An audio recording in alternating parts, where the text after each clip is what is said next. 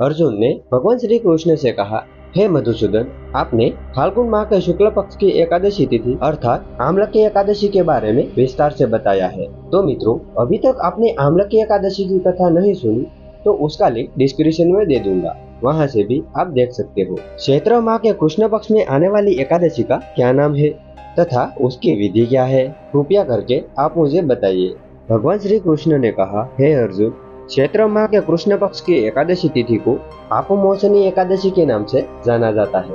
एक बार की बात है, पृथ्वीपति राजा मांधाता ने लोमस ऋषि से यही प्रश्न किया था जो तुमने मुझसे किया है। अतः जो कुछ भी ऋषि लोमस ने कहा है वही मैं तुमसे कहूँगा। चैत्र माह के कृष्ण पक्ष की एकादशी तिथि का नाम पापमोचनी एकादशी है। उसके व्रत के प्रभाव से मनुष्यों के अनेक पाप नष्ट हो जाते हैं। मैं तुमसे इस व्रत की कथा सुनाता हूँ। प्राचीन समय में चैत्र नामक एक वन था।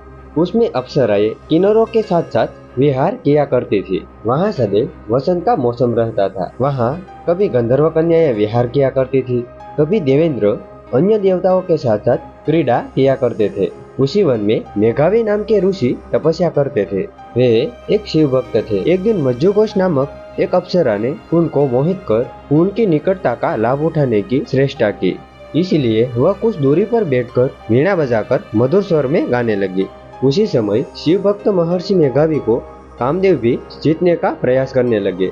कामदेव ने उस सुंदर अप्सरा के मुंह का धनुष बनाया, कटाक्ष को उसकी प्रशंसा बनाई और उसके नेत्र को मज्जुघोषा अप्सरा का सेनापति बनाया। इस तरह कामदेव अपने शत्रु भक्त को जीतने के लिए तैयार हुआ। उस समय महर्षि मेघावी भी युवा अवस्था में थे और काफी हष्ट पुष्ट थे। वे दूसरे कामदेव के समान प्रतीत हो रहे थे। उस मुनि को देखकर कामदेव के वश में हुई मज्जुघोषा ने धीरे धीरे मधुर वाणी से वीणा पर गायन शुरू किया। तो महर्षि मेघावी भी मज्जुघोष के मधुर गाने पर तथा उसके सौंदर्य पर मोहित हो गए। वह अप्सरा मेघावी मुनि को कामदेव से पीड़ित जानकर उनसे आलिंगन करने लगी। महर्षि मेघावी उसके सौंदर्य पर मोहित होकर शिव रहस्य को भूल गए और काम के वशीभूत होकर उसके साथ रमण करने लगे।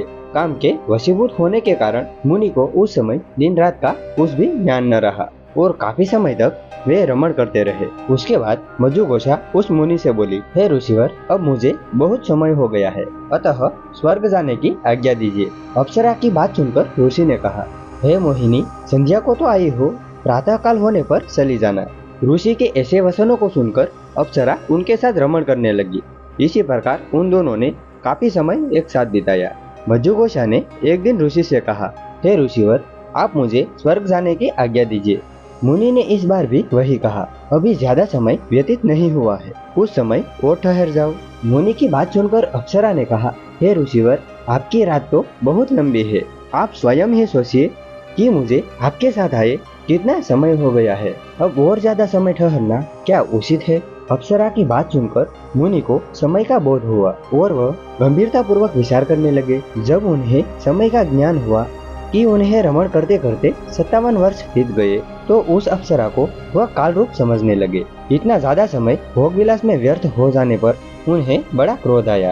अब वह भयंकर क्रोध में जलते हुए उस तपनाश करने वाली अप्सरा की तरफ घुंघरूटी तानकर देखने लगे और इनकी इंद्रियां बेकाबू होने लगी। क्रोध से थरथराते स्वर में मुनि ने अप्सरा से कहा, मेरे तप को नष्ट करने वाली तू महापापीन और बहुत ही दुराचारी है, तुझ पर धिक्कार है।